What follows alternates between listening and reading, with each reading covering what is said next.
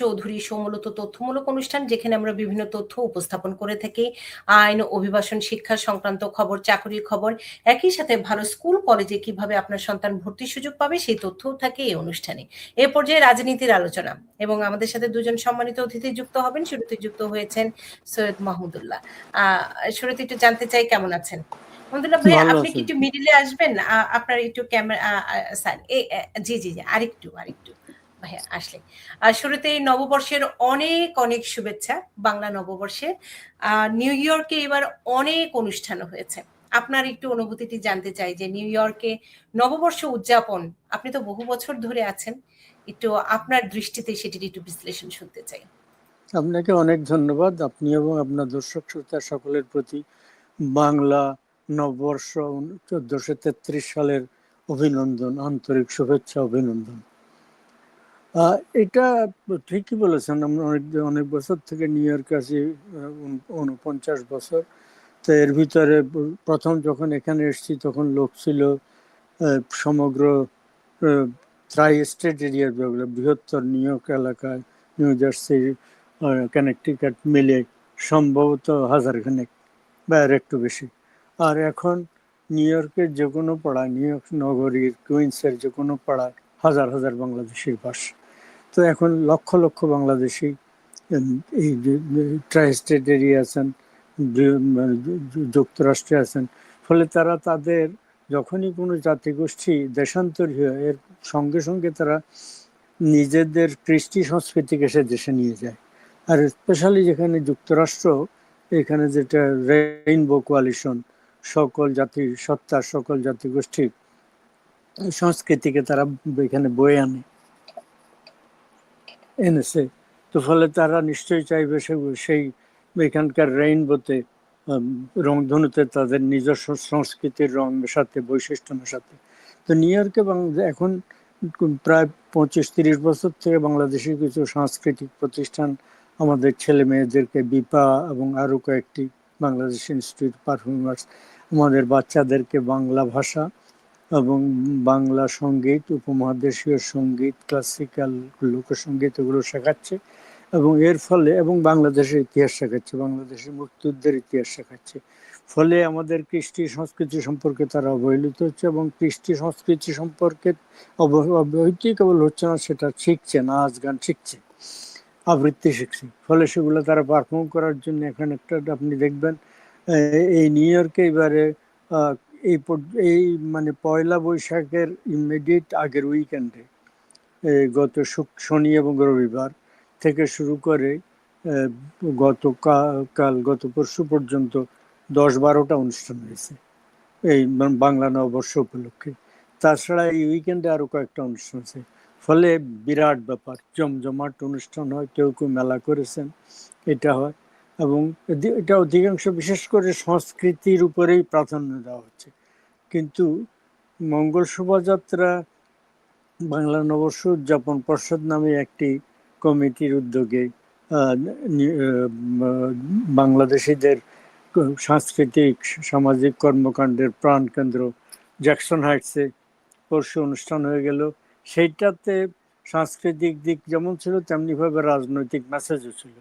বাংলাদেশের মানে 71-এর মুক্তিযুদ্ধের চেতনা বিরোধী, স্বাধীনতা বিরোধীরা বাংলাদেশের সংস্কৃতির, আবহমান সংস্কৃতি, সর্বজনীন বাঙালি সংস্কৃতির বিরোধীরা যে হঠাৎ করে অত্যন্ত মুখর হয়ে উঠেছে, অত্যন্ত তৎপর হয়ে উঠেছে এগুলোকে দাবিয়ে রাখার জন্য, এবং বাঙালি সংস্কৃতিকে ধর্মীয় মুসলমানদের ধর্মীয় সংস্কৃতির বিরুদ্ধে দাঁড় করানোর প্রচেষ্টা চালাচ্ছে, তার বিরুদ্ধে কঠোরভাবে সেখানে একটা রাজনৈতিক বক্তব্য ছিল।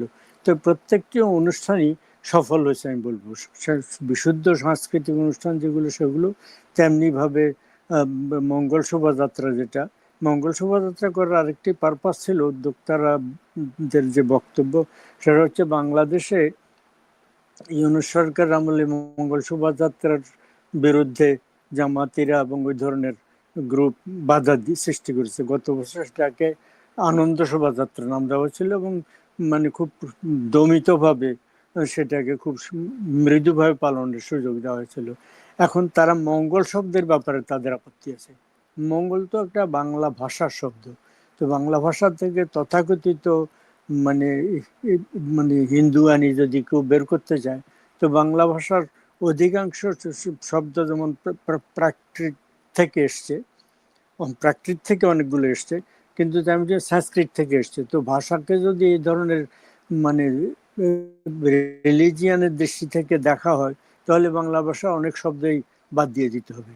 এখন এই যে মুসলমানরা, আমরা পূর্ববঙ্গে বাংলাদেশে, আগে থেকে পূর্ববঙ্গে বাংলাদেশ হওয়ার পরে বাংলাদেশে আমরা জলকে পানি বলতে অভ্যস্ত, কিন্তু পানি সারা ভারতেই বলে থাকে।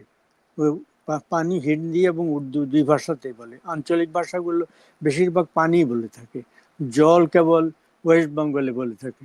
তাহলে আমরা পানি যদি সারা ভারতের শব্দটা আমরা গ্রহণ করতে যাই, যে স্পেশালি যে মানে ভারতে বর্তমান যে সরকার, সেই সরকারের সাম্প্রদায়িক শক্তির যে প্রধান পীঠস্থান মানে উত্তরপ্রদেশ, ইউনাইটেড প্রভিন্স, সে উত্তরপ্রদেশ, সেই প্রদেশে তো পানি ইউজ করা হয়, তারা সবাই পানি বলে। ফলে আমরা ভাষাকেই নিয়ে ভাষার উপরে আক্রমণ করা যায় না। যাই হোক, অনেক রাজনৈতিক বক্তব্য আছে, তো এটা দীর্ঘায়িত না করে বলবো যে বিরাট আনন্দ হয়েছে আপনাদের বিভিন্ন টেলিভিশন প্রোগ্রামে, আমাদের এখানকার পত্র পত্রিকাগুলোতে, এবং আপনি নিশ্চয়ই, যেহেতু আপনি নিউ ইয়র্কের সাংবাদিক, বিভিন্ন এলাকায় প্রবাসে দীর্ঘদিন ধরে আছেন, এইখানে মানে সম্ভবত লাখ টাকার বেশি মূল্যের, লাখ ডলারের বেশি মূল্যের এই মানে ঐতিহ্যবাহী বৈশাখী শাড়ি, পাঞ্জাবি, অন্যান্য ড্রেস ইত্যাদি বিক্রি হয়েছে।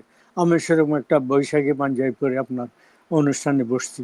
তো এই হচ্ছে খুবই মানে সুন্দর পাঞ্জাবি আপনার। সংস্কৃতির এগুলো সবই অঙ্গ। এবং এই পাঞ্জাবিটা অথবা শাড়ি যিনি পরেছেন, সেইটার মানে সংস্কৃতির অনুগত তো বটে, সংস্কৃতি অনুসারী বটে, কিন্তু কোনো ধর্মের বিরুদ্ধে না। ফলে মঙ্গল শোভাযাত্রা, মঙ্গল নামে আয়োজন করার মেইন পারপাস ছিল এই জিনিসটা তুলে ধরা, এবং আবহমান, অসাম্প্রদায়িক, প্রবাহমান, সর্বজনীন বাংলা সংস্কৃতিকে বাংলাদেশের মুক্তিযুদ্ধের ইতিহাসের সঙ্গে সংশ্লিষ্ট করে এটাকে উজ্জীবিত করা, এটাকে জীবন্ত রাখা, এটাকে প্রবাহমান রাখা।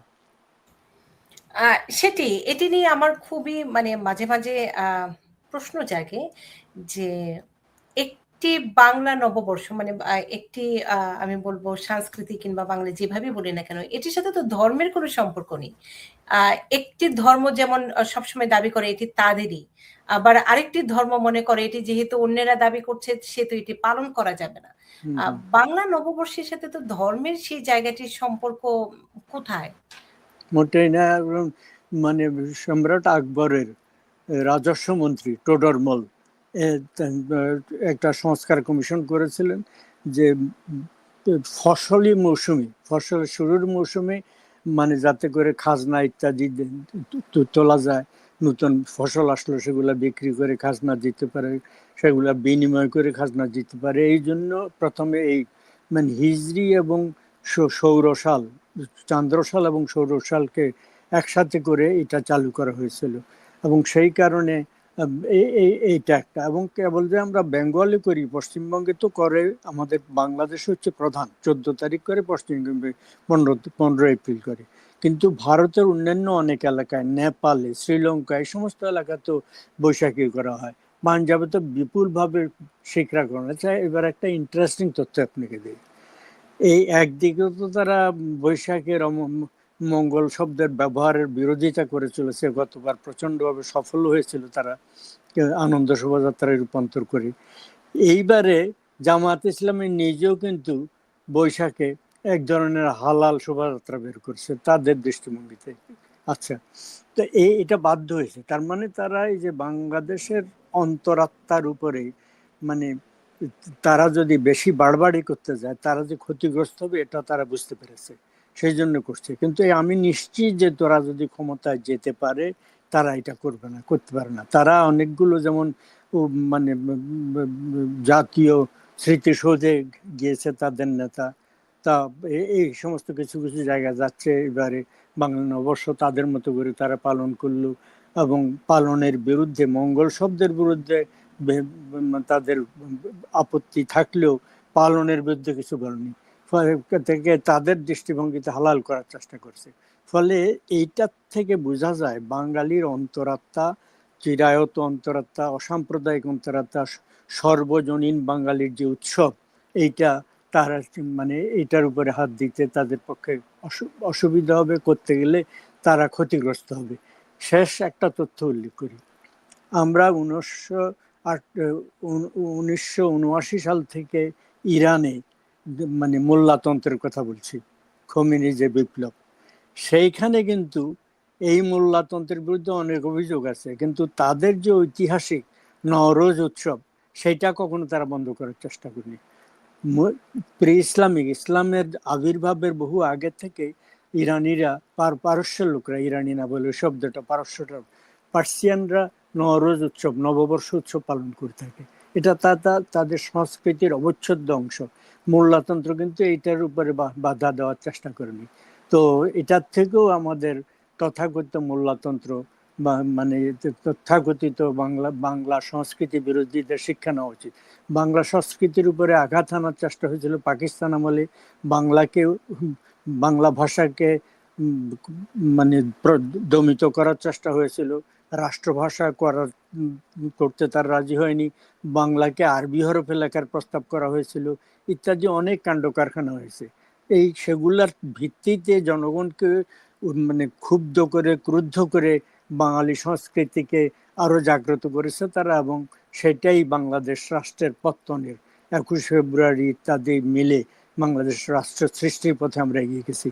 আমার ধারণা এদের এই বাড়াবাড়ির কারণে এই যে তাৎক্ষণিকভাবে আমরা এবারে তাদের কিছু উত্থান দেখলাম, আস্ফলন দেখলাম, শেষ পর্যন্ত তারা দীর্ঘদিন টিকতে পারবে না।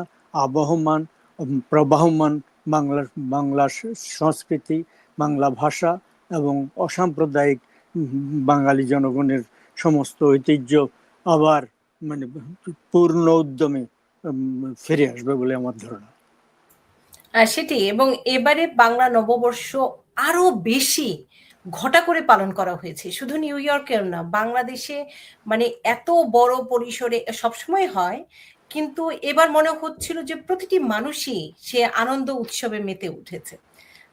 তার কারণটি হচ্ছে আপনি যেমনটি বলছিলেন ভূমিকাতে গত বছর মানে কিছুটা আমি বলবো যে যে প্রভাব ফেলা, সেই জায়গাটির জন্য মানুষের এত আগ্রহ কিনা, আপনার কি মনে হয়? একদম সত্য কথা। ওই যে বাধার মুখ, যখন আপনি বাধায় পড়েন তখন ভিতরে অন্তরাত্মা জাগ্রত হয়ে ওঠে, প্রতিবাদে সোচ্চার হয়ে ওঠে মানুষ। বাধা না দিলে ততটা না, বাধা যখন হয় মানে তখন জনগণ আরো সোচ্চার হয়ে ওঠে, জনগণ অন্তরাত্মা জাগ্রত হয়, এবং সেটাই হচ্ছে এবং সেটা হতে থাকবে, এবং এরা পিছু হটতে থাকবে বলে আমার ধারণা। জাগ্রত হোক বাঙালির অন্তরাত্মা।